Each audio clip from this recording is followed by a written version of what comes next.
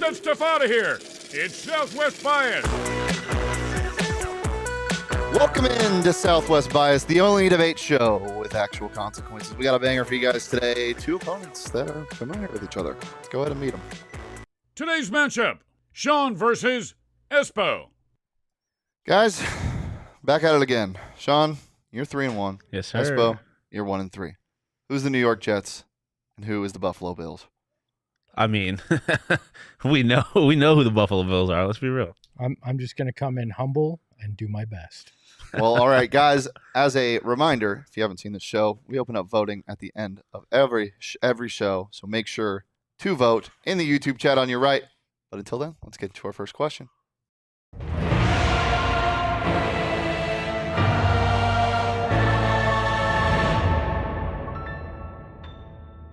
There was some controversy on the sideline last night between Kyler and Kliff Kingsbury. Who was right? Shawn, 2 minutes. Let's start with you. I mean, let's be real. We don't know what happened in that conversation, so it's hard to say. But on its face, there's only one right answer here, and it's Kyler Murray's right. First off, this fandom, this market has been yelling for the last couple of weeks about how terrible of a coach Kliff is and how he's holding back this offense and how Kliff should be fired, blah, blah, blah.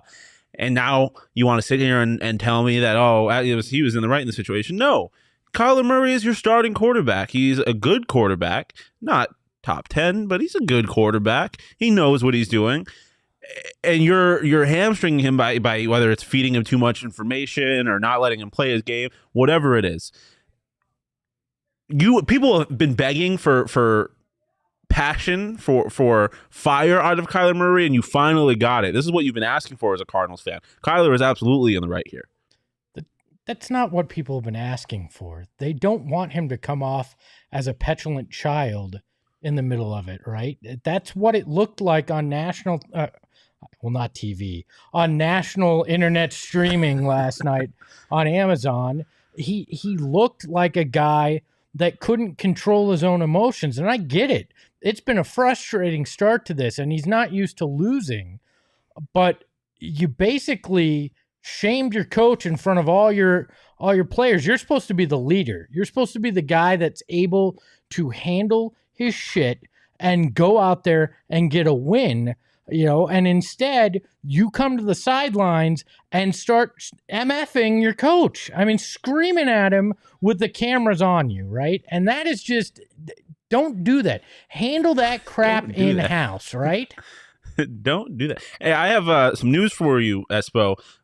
Football is an emotional game. There's a lot of emotions, a lot of energy flowing through somebody. So to sit here and expect them to be behaving in the best way at any given time is a little ridiculous to me. And also, you're wrong. People have been asking for Kyler to as Jose says in the chat, show a little backbone, and that's exactly what he did. Kliff has ruined this team through the first however many weeks of the season. I don't blame Kyler for sitting there and being like, what the fuck is this guy doing? Kyler played a very good game yesterday. He knows what's going on. You can't just sit here and be upset that he's speaking his mind. He is the leader of the team, and I'm sure he's not the only one that's had a problem with what Kliff's been doing. So he is being a leader by sticking up for him and the rest of his team, by making the point that whatever Kliff was doing was not acceptable, and that he needs to be better if they're going to hold Kyler to high standards as well. Look, what I liked Kyler coming out and having passion with his teammates the previous week and getting into them and leading them, right? But at the end of the day, Kliff Kingsbury is the head coach, and going over there and yelling at him like that, you can go over and have a discussion, have a heated discussion, but just knowing the cameras are on you, going out there and doing that, it doesn't accomplish anything. It doesn't make Kliff a better coach. It doesn't gain you more respect. I mean, you saw Hopkins trying to get him to go away from Kliff, being like, okay, come on, let's go back. Let's focus. I mean, he's in the middle of a drive there. Just focus on it, right?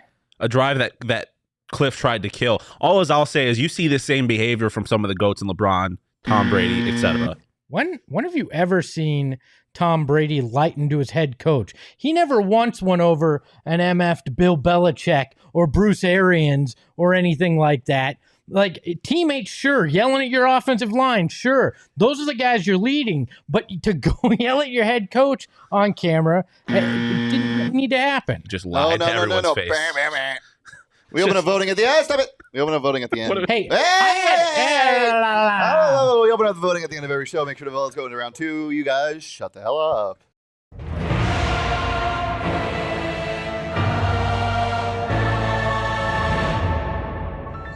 2 minutes on the clock. Phoenix Suns comeback victory against the Dallas Mavericks. Got another game tonight. Are the Phoenix Suns legit? Espo, we're going to start with you. 2 minutes on the clock. Ready, steady, spaghetti. I'm going to spend 10 seconds just saying I'm throwing this because I want Shawn to have to do this show in perpetuity. So that's what's going on here. That's a nice excuse. That's a nice excuse. I'm 1-3. Thank you very much. I think the Suns are yet to prove that they're legit. They were down 24 against the Mavs. They had to have a crazy comeback. We saw them lose in the playoffs in crushing fashion. The bench still hasn't proven itself. We don't know if they're legit. We don't know what moves are coming. So as of right now, the Suns are not legit in terms of will they hoist the Larry O'Brien trophy. They're in contention in the West, but there are a lot more questions to be answered than a 48 minutes on the court in game one answered for us. It's not clear yet who they are and what they're going to be. This is the hardest season that James Jones, Monty Williams, and the crew have had to face in the last 3. So I don't think they're legit right now. I'm going to spend 10 seconds talking about this and then goes on to speak for a minute and 10 seconds. I said 10 seconds about why I was throwing this, not the whole fair thing. enough, fair enough. Yes, the Phoenix Suns are legit. They're legit 4th-5th seed team in the West. Yeah.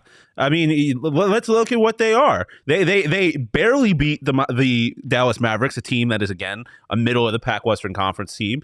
After, I mean, do I have to say what happened at the end of last season? Look, I mean, this is a team that had to sit their starting point guard for the last however many minutes of the game. A guy who's focused, whose entire team is built around Devin Booker, who, let's just be honest, is not that guy. He's not him. The Suns are a legit solid team in the West, yes. But anything more than that, then no, they're not a legit top 3 team, not a legit contender now. Do you not understand the term legit? Like, that means, are they good? Are they going to win? You just said, yes, they're legit, and they're not very good. That you don't even understand the premise of the question.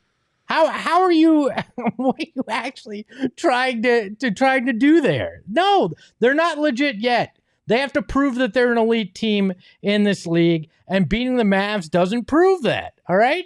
I know you're used to watching whatever that is that ASU does from a football perspective, but legit isn't, can we finish 5th in our conference? It's, are you good enough to win it all? One of the definitions of legit is true, genuine. They are truly, genuinely a middle-of-the-pack team. So, yes, they are legit. In that regard, legit has multiple meanings. I know English and speaking and just all that kind of stuff is not necessarily your forte, Espo, but it's just it's the fact of the matter. They are a legit middle of the pack team. Are they a legitimate contender? Are they legit in the cool how do you do fellow kids way that Espo used it? Then no, they're not. They're not a contender. They're not legit in that regard, but they are a legit middle of the pack team. Did Shawn just use the MC Hammer argument? They're too legit to quit, all right? They're not going to quit on the season. They'll be all right, but they're not going to be that good. And English is my 3rd language, so thank you very much. Ass kicking is my first 2, and I'm doing that right now. So okay, sure. After you lied to us on the last topic, and also you're bringing up MC Hammer again. How do you do, fellow kids? What do you want? I'm almost 40. And this is a young man's game, Espo. This is a young man's game. That's why only one person here. That's why only one person here has a This winning round is record. over. This round is over. Final round. Voting opens up at the end of the show. Let's get into round 3. You guys suck.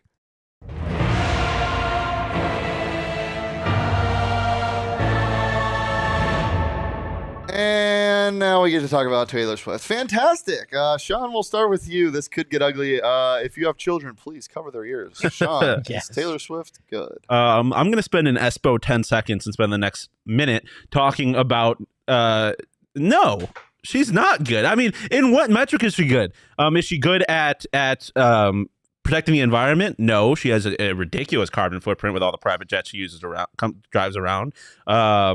So no, she's not a good. Who drives a jet around? She flies around. You know what's semantics. Okay.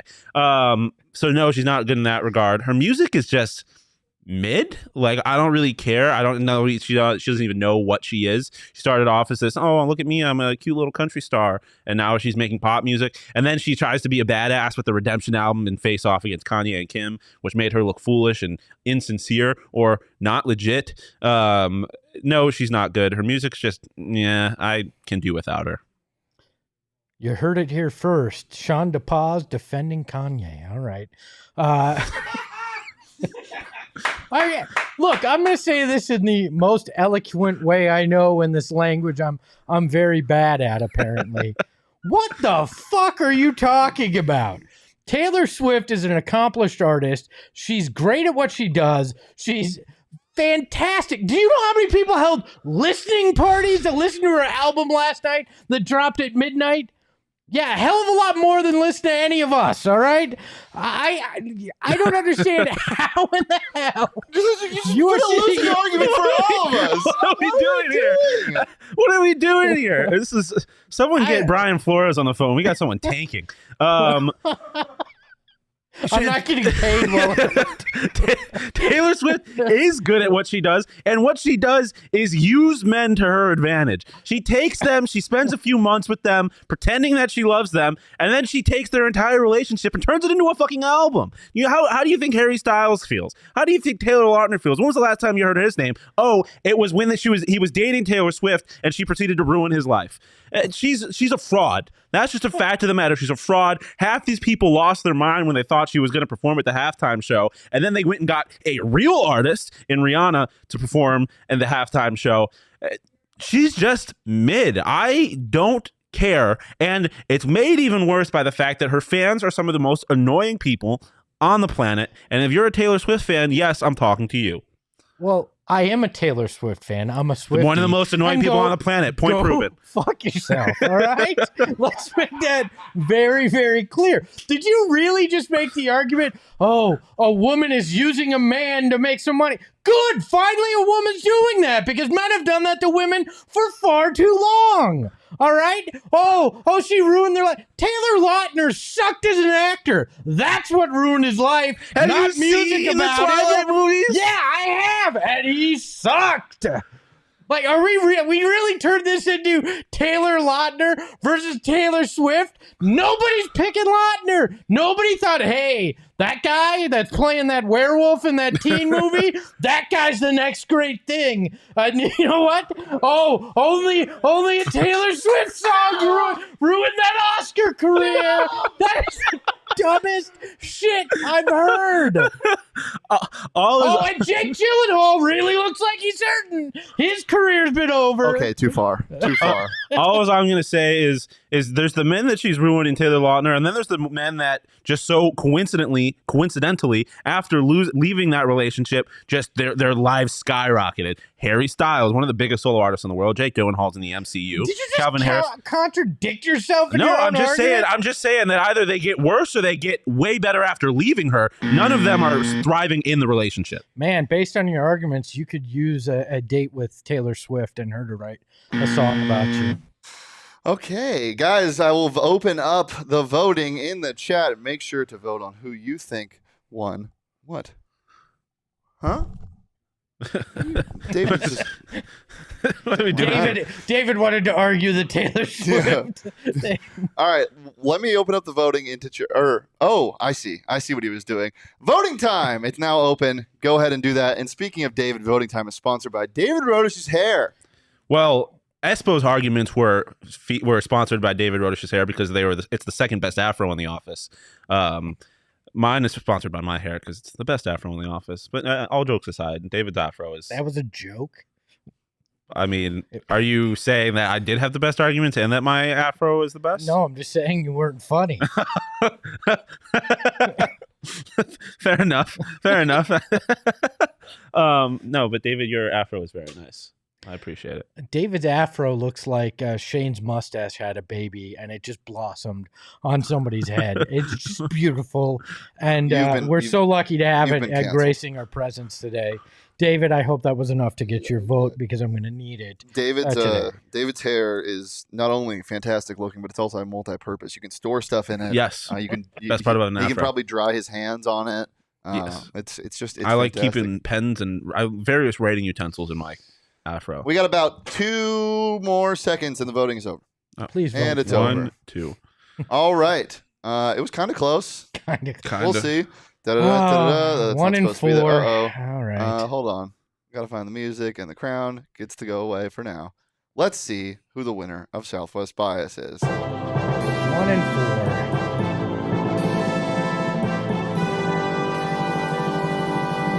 4. It's Sean. Psych, I lied. Oh, I got to win. How did that happen? Big thank you to Anthony Totre's bots. That's why I won today, I'm guessing. So Yeah, all the Taylor Swifties, whatever the fuck they're called. They're the only reason you won that. Suck it. Espo wins 57% to 42%. We are normally on Thursdays, every Thursday at 11 a.m. Make sure to come join us. Get back over here. We gotta say what the punishment was. Oh, yeah. Well, you want to know what it is? punishment time. Punishment time. What's the punishment, guys? As the VP of content, I can make this call. Oh. I'm wielding my power. The punishment is Sean's on the show next week. And that's all we got, guys. We'll see you Thursday. Bye.